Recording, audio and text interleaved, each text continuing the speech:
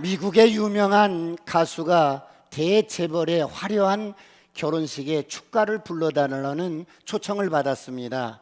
그 초청과 함께 결혼식 후에는 지상 최대의 피료연이 준비되어 있으니 피료연에 참여하려면 회답을 달라는 문구도 적혀 있었어요. 그 가수는 축가를 불러주겠다고 약속을 했습니다. 그리고 그날 아주 감동적인 축가를 불렀습니다. 결혼식이 끝나고 기대하는 마음으로 연회장으로 가는데 입구에서 안내하는 사람이 막습니다. 명단에 없다는 것입니다. 아니, 명단에 없다니요? 제가 이 결혼식에 축가를 부른 가수입니다. 그러나 손님, 죄송합니다. 아무리 살펴봐도 손님의 이름이 필요연 명단에는 없습니다. 명단에 없는 분들은 아무도 입장할 수가 없습니다. 그 순간에 가수는 깨달았어요. 아, 내가 노래를 불러주겠다고 했지 필요연에 참여하겠다는 회신은 보내지 않았다는 것을 깨달았어요. 그때 소리가 들려옵니다. 주차장까지 정중하게 모셔다 드려라. 그래서 그는 돌아와야만 했습니다. 그는 화려하고 지상 최대의 잔치에 참여하지 못한 것이 기분이 좋지 않았지만 돌아오는 길에 이런 생각이 들었습니다. 정말 지상 최대의 잔치가 이런 잔치일까? 아닐 거야. 영원한 나라에 주님 앞에서 먹고 마시는 잔치가 최대의 잔치겠지. 그렇다면 나는 주님께서 베푸시는 그 영원한 잔치에 어떻게 참여할 수 있을까? 내 이름이 하늘나라의 생명책에 기록되어 있을까? 이런 생각을 하자 기도가 절로 나왔습니다. 하나님, 저는 이 땅에서 어떤 잔치보다도 하나님 나라의 주님과 함께하는 잔치를 사모합니다. 그리고 나는 그 천국 잔치에 꼭 참여할 것입니다. 주님, 저를 잊지 말고 기억해 주세요. 사랑하는 성도 여러분, 우리는 끊임없이 육신을 위해서 음식을 먹고 마셔야 합니다. 그렇다면 여러분은 지금까지 하셨던 가장 비싸고 고급스럽고 화려했던 식사는 어떤 식사를 경험하셨나요? 언제 어디서 누구와 먹고 마신 식사가 최고의 식사였습니까? 지상에서 최고로 비싸고 중요한, 그리고 아주 값진 식사가 여기 있습니다. 바로 주님께서 베푸시는 성찬식입니다. 왜 그렇습니까? 성찬은 예수님의 몸과 그리고 영생의 떡인 몸과 그리고 보혈의 피를 마시는 잔치입니다. 그래서 이 식사는 가격을 알 수 없는 가장 값진 식사요, 가장 영광스러운 식사요. 그런가 하면 오늘 주님이 주시는 이 잔은 우리의 죄사함을 얻게 하는 언약의 피입니다. 이 세상에서 가장 값지고 보배로운 음료이자 최대의 식사입니다. 오늘 이런 은혜가 있기를 축원합니다. 사랑하는 성도 여러분, 교회 안에는 많은 예식들이 있습니다. 하나님의 자녀가 되는 세례식도 있고 일생을 마치고 이 땅을 떠나는 장례 예식도 있습니다. 그런데 많은 예식 가운데 가장 거룩한 예식은 어떤 예식일까요? 여러분은 어떤 예식이라고 생각하십니까? 주일날 드려지는 이런 낮예배일까요? 아니면 한 가정을 이루는 결혼 예식일까요? 아니면 충성스러운 일꾼을 세우는 임직식일까요? 아니면 위임식일까요? 아니면 어떤 기도회일까요? 교회 안에서 이루어지는 가장 거룩한 예식은 바로 성찬식입니다. 왜 그렇습니까? 성찬은 예수님께서 친히 이 땅에서 제정하신 예식이기 때문입니다. 여러분, 예수님이 이 땅에 계실 때 어떤 제도나 형태를 전혀 만드시지 않았습니다. 그런 예수님께서 단 하나 제정하신 것이 있으셨어요. 그것이 바로 성찬식입니다. 성찬식은 주님께서 직접 제정하신 것입니다. 그래서 교회에서 이루어지는 모든 예식 중에 가장 거룩하고 중요한 예식이 바로 성찬식입니다. 오늘 이 성찬식에 참여하는 여러분에게 하나님의 은혜와 축복이 있기를 축원합니다. 그러므로 이 성찬식을 다른 말로 뭐라고 부르냐면 손으로 만지는 복음, 가장 압축된 복음, 성찬식은 눈으로 볼 수 있는 복음, 말씀이 육신이 되신 주님의 살을 그리고 피를 직접 먹는 복음이라고 불러요. 그러므로 이 성찬식에는 하나님께서 우리에게 가장 하시고 싶으신 말씀이 압축되어 있어요.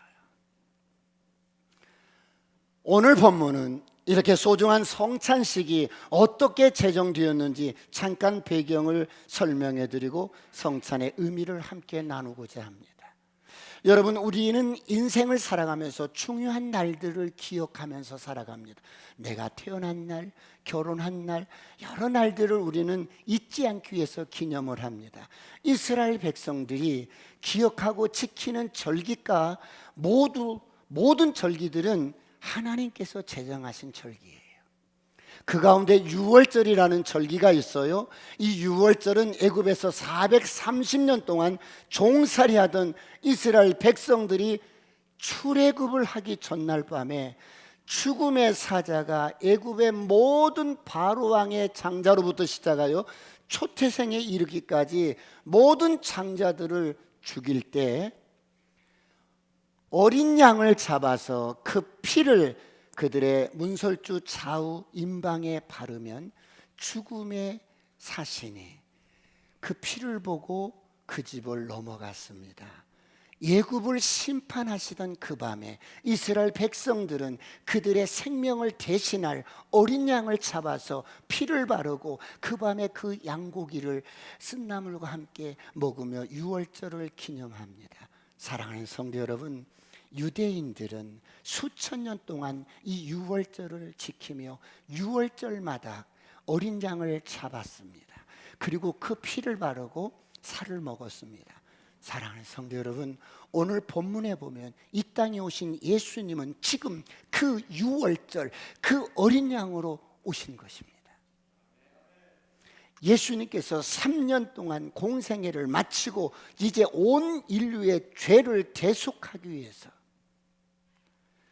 십자가를 앞두고 마지막 예수님께서는 12제자와 함께 유월절을 지키기 위해서 만찬을 배설한 것입니다. 주님께서 유월절에 어린 양으로 십자가의 죽음을 당하시기 전에 오늘 주님은 제자들과 함께 이 유월절을 함께 보내기를 원하셔요. 누가 이런 하나님의 섭리를 알았겠어요? 누가 이런 하나님의 경륜을 알았겠어요? 지금 이 유월절 만찬에 참여한 제자들도 모르고 있는 거예요. 사랑하는 성도 여러분, 그렇다면 주님께서는 오늘 이 유월절 만찬을 왜 그토록 간절히 원하시고 사모하셨을까요? 왜 주님께서는 이 성찬을 제정하면서 당신을 기념하라고 말씀하셨을까요? 첫 번째, 성찬은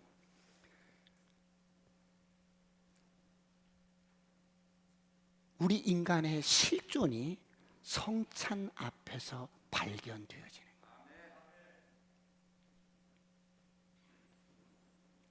인간은 성찬 앞에서 우리의 실존이 발견되어지는 겁니다. 여러분, 우리가 어떤 존재입니까? 하나님의 형상으로 창조된 영적인 존재입니다. 저를 따라합니다. 나는 영입니다. 혼을 가지고 몸 안에 삽니다. 인간은 영적인 존재입니다. 그런데 영적인 실제를 잘 모릅니다. 인간은 태어나면서부터 죽을 때까지 육신적인 감각에 따른 학습을 하고 지식과 경험과 보고 배운 육신적인 조건이 기반이 되어서 자기를 인식합니다. 나 이런 사람이야. 나 말이야 이대 나온 여자야. 이렇게 자기의 스펙과 육신적인 기반 이런 것들을 가지고 자기를 인식하면서 살아갑니다. 하나님을 닮은 인간의 지혜가 무궁하고 엄청나서 기술도 발전시키고 의과학도 발달을 했어요. 지금은 인공지능인 AI가 등장을 했어요. 그래서 인간이 대단한 존재처럼 보입니다. 인간은 무엇인가 의미 있고 대단한 존재처럼 살아갑니다. 그런데 하나님을 떠난 인간은 내가 누군지를 모릅니다. 내가 누구며 어디서 왔으며 어디로 가는지 알지 못한 채 그냥 삽니다. 그래서 철학자들은 인간 실존에 대해서 많은 연구를 합니다. 너 자신을 알라. 그런데 인간은 내가 누군지 모르는 거예요. 인간 실존 자체를 알 수가 없는 거예요. 이런 인간이 어디서 드러나게 돼 있어요? 어디서 내가 누군지 나를 발견할 수 있어요? 세 가지. 첫 번째, 인간은 하나님 앞에 섰을 때 전 존재가 드러나는 거예요.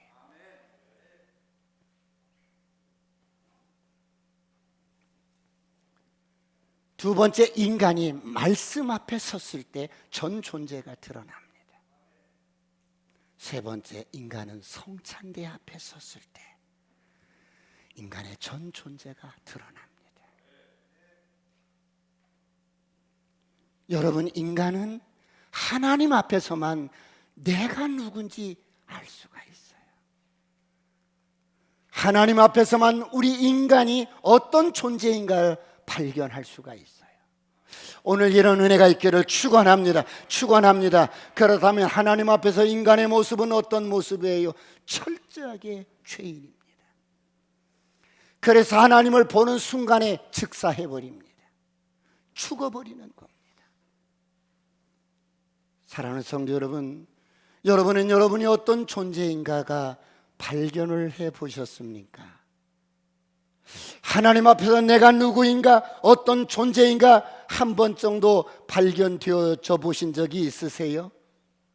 신앙생활을 아무리 오래 했어도 하나님 앞에 자신이 발견되지 않은 사람은 아직도 내가 누구인지 모른 채 육신의 것들을 기반으로 내가 그런 사람이라고 생각하면서 살아갑니다.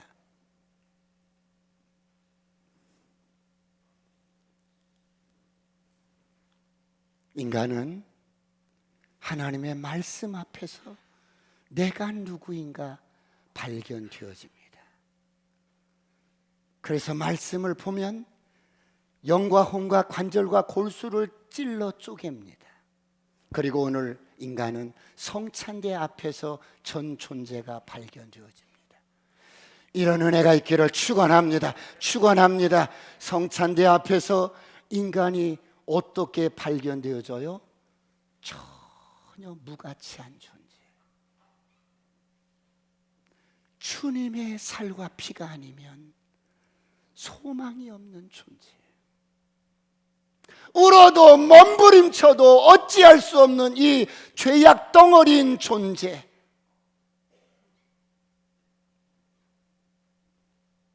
그러므로 이사야서 6장 5절을 보겠습니다. 이사야가 그렇게 믿었던 우시야 왕이 죽었을 때 하나님 성전에 들어가서 하나님께 기도하는데 슬쩍 보여줍니다. 다 같이 합독합니다. 시작. 그때 내가 말하되 화로다 나여 망하게 되었도다. 나는 입술이 부정한 사람이요 나는 입술이 부정한 백성 중에 거주하면서 만군의 여호와이신 왕을 배웠음이로다 하였더라. 화로다 나는 망하게 되었다. 그냥 성전에 들어가서 성전에 임재해 계신 하나님을 슬쩍 보았는데 나는 입술이 부정한 사람인데 만군의 여호와이신 왕을 배웠습니다. 주님을 보는 순간에 내가 어떤 존재인가 발견되어집니다. 절망합니다. 화로다 나는 망했도다. 나는 입술이 부정한 사람이도다. 여러분, 하나님 앞에 그분의 임재 앞에 슬쩍 경험했는데 이렇게 고백합니다. 나라는 존재가 완전히 가치 없는 존재예요. 정말 무가치한 존재요, 부정한 존재, 나라는 존재가 하나님 앞에 아무것도 아니라는 것, 죄악 덩어리라는 것을 발견합니다. 하나도 숨김없이 낱낱이 내가 어떤 존재라는 것이 드러납니다. 사랑하는 성도 여러분, 하나님 앞에 우리 자신을 발견해 보면 아무것도 아니라는 것을 깨닫게 됩니다. 티끌만도 못한 존재라는 것을 발견합니다. 사랑하는 성도 여러분, 여러분은 언제 이런 고백을 해보신 적이 있으세요?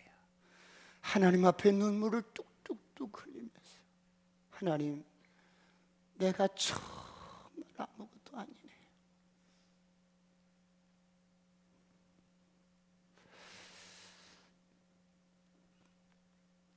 신앙생활을 10년, 20년, 30년 하셨어도 하나님 앞에 내가 발견되어지지 않으면 절대 이런 고백을 할 수가 없어요. 그렇다면 왜 성찬 앞에서 하나님은 우리 자신을 발견하게 하실까요? 인간은 십자가 사건의 공범이기 때문에.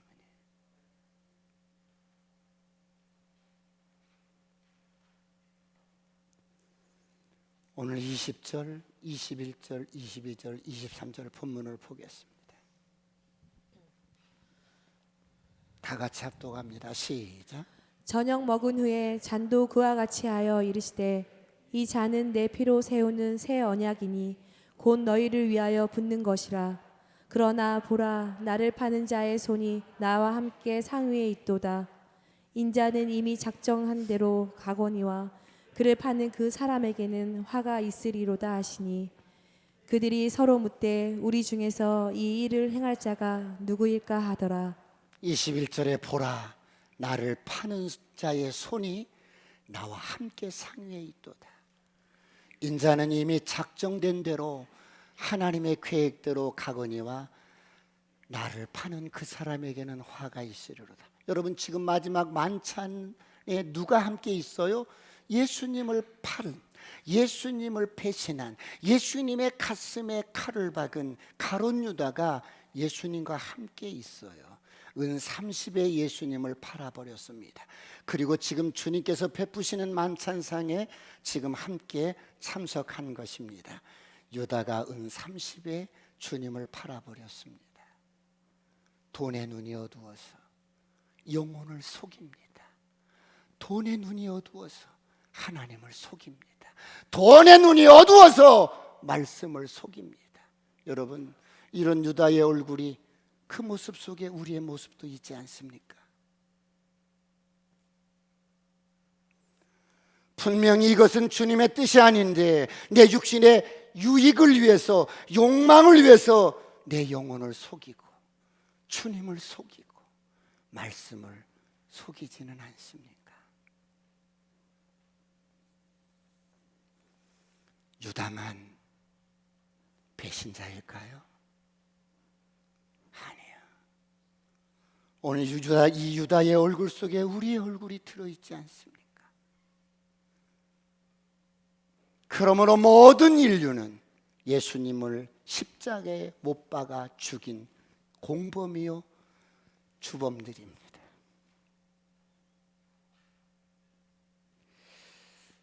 그렇다면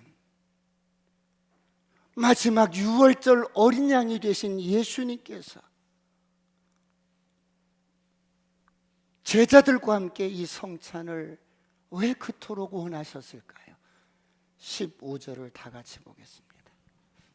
15절 다 같이 시작. 이르시되 내가 고난을 받기 전에 너희와 함께 이 유월절 먹기를 원하고 원하였노라. 내가 고난받기 전에, 십자가에 달리기 전에, 십자가에 죽기 전에 내 살과 피를 먹고 마시는 이 일을 내가 너희들에게 베풀기를 원한다. 범죄한 모든 인간이 참된 생명을 얻을 수 있는 길이 어린 양 되신 예수님의 살과 피밖에 없다는 거예요. 유월절 밤에 죽음의 사자가 예굽의 모든 초태생들을 죽음으로 몰아갈 때 오직 어린 양 대신 그 어린 양의 피를 문설주 좌우인방에 바른 가족만이 패스오버가 되는 거예요. 바로 그 유월절 어린 양으로 예수님이 오셨기 때문에 예수님의 살과 피가 아니면 어떤 인생도 소망이 없다는 거예요. 예수님의 살과 피가 아니면 어떤 인생도 죽음과 심판과 저주를 피해갈 수가 없다는 거예요. 사랑하는 성도 여러분, 내가 이 땅에서 어떤 재물과 어떤 여러분 세상적인 지위와 권세를 가졌다 한들 피해갈 수가 없다는 거예요. 그래서 범죄한 인생은 이 세상에서 쉴 곳이 없어서 밤하늘에 유리하는 별처럼 방황을 합니다. 창세기 4장 16절 17절을 보겠습니다. 최초로 살인자인 가인이 아벨을 죽이고 하나님이 그런 가인을 보호하기 위해서 표를 주는데도 하나님을 믿지 못하는 거야. 내 영혼 속에 불안한 게 있는 거예요. 그래서 다 같이 읽습니다. 시작. 가인이 여호와 앞을 떠나서 에덴 동쪽 놋 땅에 거주하더니 아내와 동침함에 그가 임신하여 에녹을 낳은지라. 가인이 성을 쌓고 그의 아들의 이름으로 성을 이름하여 에녹이라 하니라. 가인이 동생을 죽였어요. 그리고 하나님을 떠납니다. 하나님이 그 두려워 떨고 있는 가인에게 구원의 표를 주어도 하나님, 사람들이 나를 만나서 죽이면 어떡해요? 내가 지켜주마. 여기 구원의 표가 있다. 그래도 나는 믿을 수가 없어요. 하나님을 떠납니다. 그리고 그곳에서 성을 쌓아요.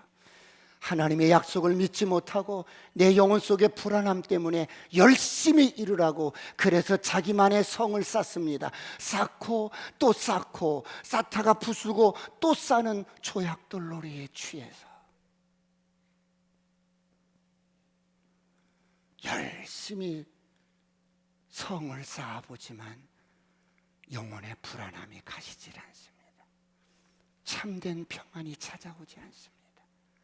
무엇을 해도 불안한 거야. 이것이 범죄하고 하나님을 떠난 인생의 실존입니다. 선포합니다. 이런 불안의 영은 떠나갈지어다. 저주는 떠나갈지어다. 가난도 떠나갈지어다. 질병도 떠나갈지어다. 그렇다면 여러분, 왜 주님은 성찬을 제정하시고 성찬을 기념하기를 원하셨을까요?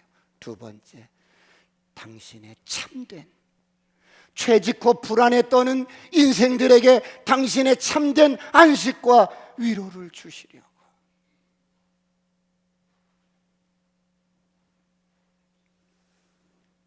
사랑하는 성도 여러분, 범죄한 인생은 참된 쉼이 없어요. 고할성을 찾지 못한 채 방황을 합니다. 하나님을 떠난 인생은 참된 평안을 잃어버렸어요. 안식처가 없는 거예요. 그래서 인생에 수고하고 무거운 짐을 진 채 허덕이면서 인생을 살아갑니다. 사랑하는 성도 여러분, 우리 인생의 가장 무거운 짐이 무엇일까요? 현대인들에게는 경제적인 짐일 수 있어요. 여성들에게는 아이들을 양육하는 게 짐일 수 있어요. 그런데 우리 인생의 가장 무거운 짐은 바로 죄의 짐인 겁니다. 누군가가 이 죄짐을 해결해 주지 않으면 우리 인생은 쉴 곳이 없는 거예요. 고달픈 인생을 허덕이면서 살아가요. 이것이 영적인 실상입니다. 그런데 오늘 여기 성찬대 앞에서 우리 주님이 그런 저와 여러분을 초대하기 위해서 두 팔을 벌리시고 내게로 와라. 인생에 수고하고 무거운 짐진 자들아 다 내게로 와라. 내가 너희에게 참 평안과 안식을 줄게.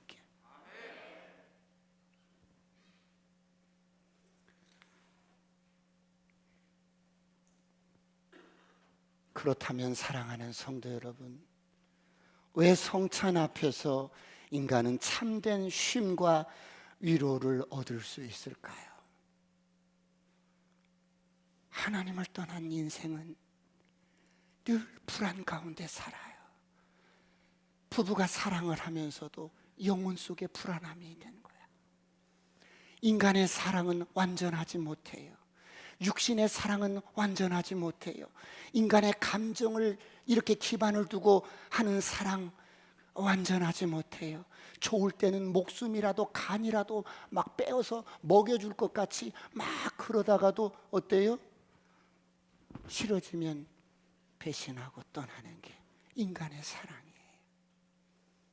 그래서 목숨 바쳐 죽도록 사랑하면서도 이 인간이 언제 나를 배신하거나 떠날지 모른다는 불안한 마음이 있는 거예요. 이런 인간은 주님을 사랑하는 것도 불안한 거야. 주님을 사랑하는 것도 성실하지 못한 거야. 왜? 너무 그런 배신과 상처를 받았기 때문에. 우리가 예배 드리는 것도 성실하지 못하는 거야. 그래서 예배 드리면서 핸드폰이 울리면 갖고 뛰어야 돼. 밖으로 나가서 여보세요. 주님 앞에 성실하지 못한 거야. 기도하는 것도 성실하지 못한 거야. 주님이 내게 충성스럽게 여겨서 직분을 주셨는데도 성실하지 못한 거야. 내 기분과 감정에 따라서 늘 좌지우지 되는 거야. 이렇게 우리는 주님께 참 불성실한 자들이에요. 주님을 향한 사랑도 성실하지 못해요. 그런데 이런 우리를 향한 주님의 사랑은 어떻습니까? 언제나 성실하셔요. 할렐루야. 주님은 언제나 변함없이 저와 여러분을 사랑하셔요. 할렐루야. 예수님은 성실하신 분이에요. 할렐루야. 주님은 항상 성실하신 분이에요. 늘 변덕이 없고 그분은 감정에 따라서 기복이 없으신 분이에요. 이런 주님의 사랑만이 우리 영혼 속의 불안함을 쫓아낼 수가 있어요. 오늘 이런 은혜가 있기를 축원합니다. 여러분, 그 주님의 사랑을 믿고 불안하거나 두려워하지 마시길 축원합니다. 오늘까지 내가 이렇게 살아온 것 같아도 아니, 주님이 우리를 붙들고 계셨어요. 내가 절망 가운데 있을 때도, 내가 고난 가운데 있을 때도 주님이 저와 여러분을 붙들고 계셨어요.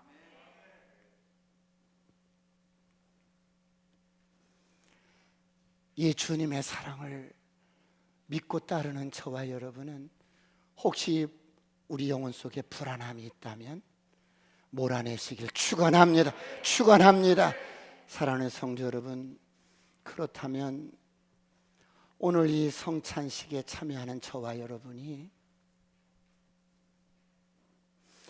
어떻게 주님의 이런 참된 평안과 위로를 우리가 누릴 수 있을까?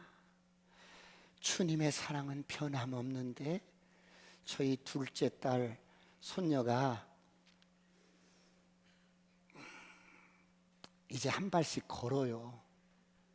걷는데 엄마가 뒤에서 잡아주고 살짝 잡아주고 한 발 걷고 너무 기쁘고 너무 좋아하고 너무 만족해해요. 그런데 뒤에서 누가 잡고 있었어요? 엄마가. 저와 여러분의 인생도 하나님이 붙들고 계시는 줄 믿으시길 축원합니다.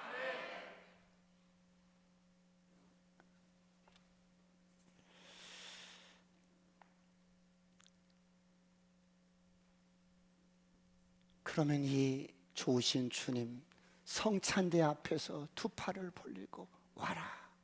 도대체 네가 왜 그러는 거야? 왜 방황하는 거야? 왜 힘들어하는 거야? 왜 불안해하는 거야? 무엇 때문에? 무엇 때문에 그렇게 매여서 자유하지 못하니 와라. 주홍같이 붉은 재가 청수에 넘칠지라도 내가 눈보다 희게 해줄게. 와라. 그렇다면 이렇게 초대하는 주님의 이 초대 앞에 우리가 참된 안식과 쉼을 얻으려면 어떻게 해야 할까? 마지막 세 번째, 여러분 자신을 비워야 합니다. 목사님, 뭘 비우라고요? 여러분 자신을 비워야 돼요. 우리는 오감을 통해서 우리 안에 많은 것들이 우리 안에 이렇게 담겨져 있어. 우리 그릇 속에 진리가 아닌 것들이, 쓰레기들이 많이 쌓여 있어. 죄송합니다, 쓰레기라고 해서. 이런 진리가 아닌 이런 쓰레기들이 많이 쌓여 있어서 자꾸 이런 것들이 우리를 오류를 범하게 하는 거야. 오류를, 진리를 왜곡시키고 자꾸 이렇게 왜곡시키는 거야. 여러분, 그래서 주님의 사랑도 의심하고 사랑을 하면서도 불안해하고 자꾸 이렇게 쓰레기들이, 진리가 아닌 것들이 들어있어요. 이것들을 비워버리시길 축원합니다. 축원합니다. 그러므로 시편 19편 12절은 이렇게 말씀합니다. 다 같이 합독합니다. 시작. 자기 허물을 능히 깨달을 자 누구리요? 나를 숨은 허물에서 벗어나게 하소서. 사랑하는 성도 여러분, 내가 얼마나 주님 앞에 불성실한지를 알아야 돼요. 목사님, 저는 그런 적이 한 번도 없어요. 나는 불성실하지 않다고요. 그렇게 혹시 생각하는 사람이 있으세요? 아무도 없어요. 우리 안에 죄가 우리 인격을 그렇게 만드는 거예요. 우리 안에 죄가 주장하면 모든 것들을 흔들어 버리는 거예요.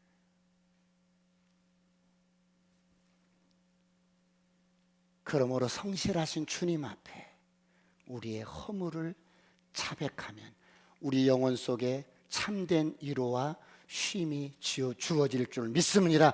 오늘 성실하신 주님이 이렇게 두 팔을 벌리고 우리를 초대합니다. 수고하고 무거운 짐진 자야, 다 내게로 오라. 내가 너를 편히 쉬게 할게. 할렐루야. 사랑하는 성도 여러분, 오늘 주님을 따랐던 12 제자들과 함께 주님이 마지막 성찬을 이렇게 베풀면서 그 성찬식에 지금 누가 있어요? 주님을 배반한 은 30에 팔아버린 가룟 유다도 있는 거예요. 그런데 주님의 모습을 보세요. 주님은 다 알고 계셔요. 그런데 주님은 사랑하시되 끝까지 사랑하시는 거예요. 끝까지 사랑하시는 거예요. 배신자를 끝까지 사랑하시면서 기회를 주시는 거예요.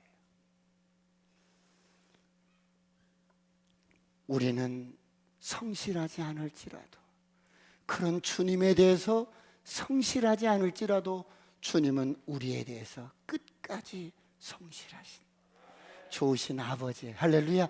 그러므로 디모데후서 2장 12절로 13절을 다 같이 보겠습니다. 시작. 참으면 또한 함께 왕노릇할 것이요 우리가 주를 부인하면 주도 우리를 부인할 것이라. 우리는 미쁨이 없을지라도 주는 항상 미쁘시니 자기를 부인하실 수 없으시리라. 13절 그대로 띄워두세요. 우리가 미쁨이 없을지, 우리가 미쁨이라는 말, 성실하지 못할지라도, 신실하지 못할지라도 주는 항상 신실하시니, 주는 항상 성실하시니. 할렐루야. 이런 성실하신 당신 자신을 부인할 수가 없다는 말이에요.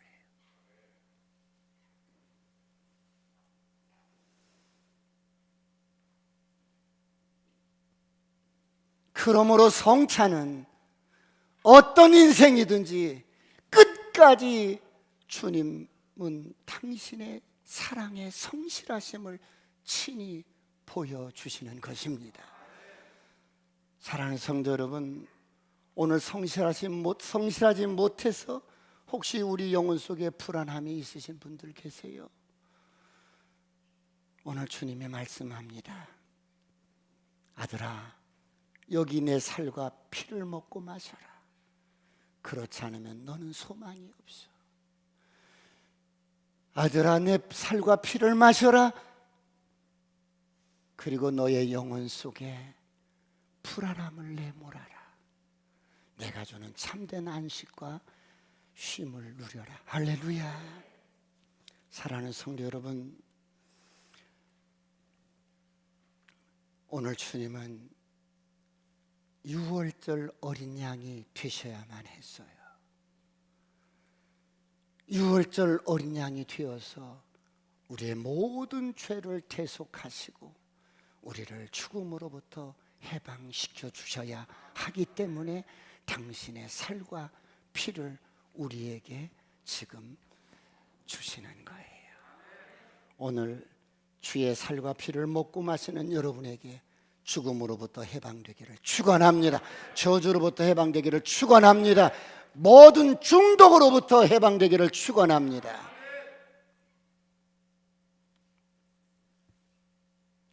그러면 성찬을 참여하기 전에 우리가 주님의 살과 피를 마시기 전에 먼저 우리 자신을 비워야 하는데 어떻게 비울 수 있을까? 여러분 저를 보세요.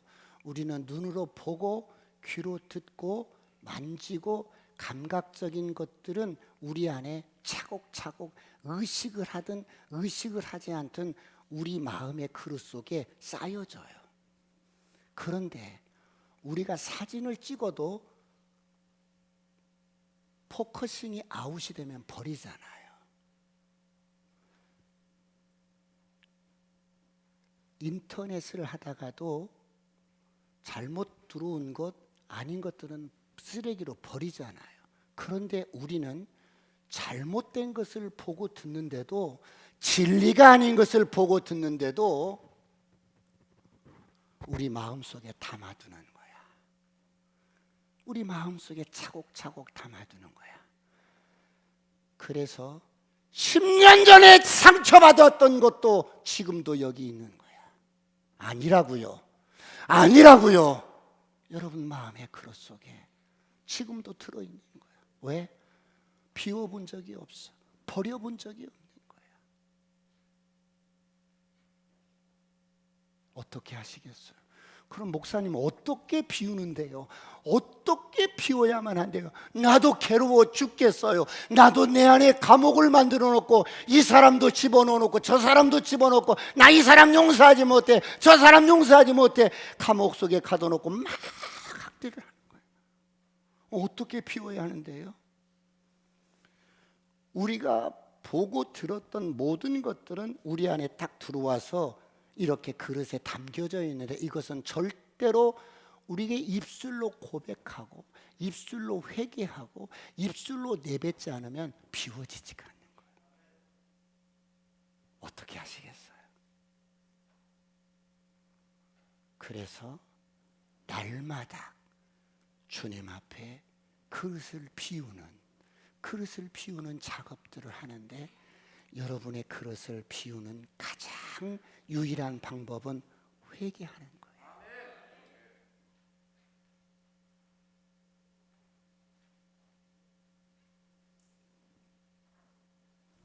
내가 죽지 않아서 상처를 담아두고 있는 거야.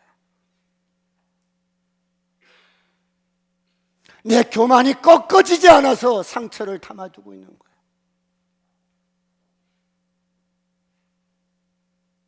하나님 앞에 나를 발견해 본 적이 없어. 그래서 회개를 못하는 거야.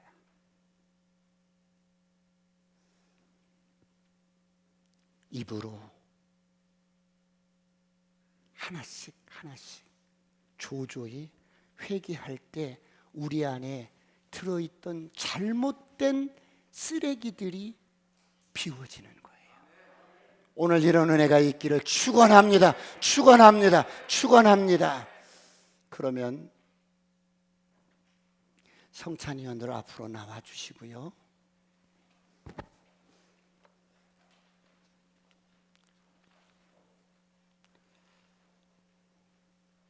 여러분들이 떡과 잔을 받으시고 그냥 드시지 마세요.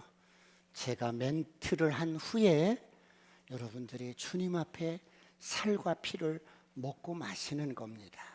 여러분, 저는 이 성찬식을 통해서 우리 한 분 한 분이 정말 그동안 잘못된 것들이 우리 마음속에 쌓여져 있어서 자꾸 오류를 나는 거예요.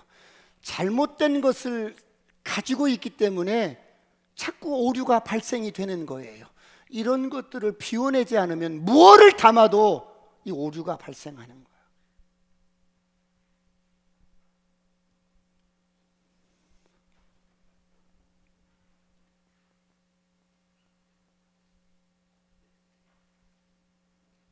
오십시오.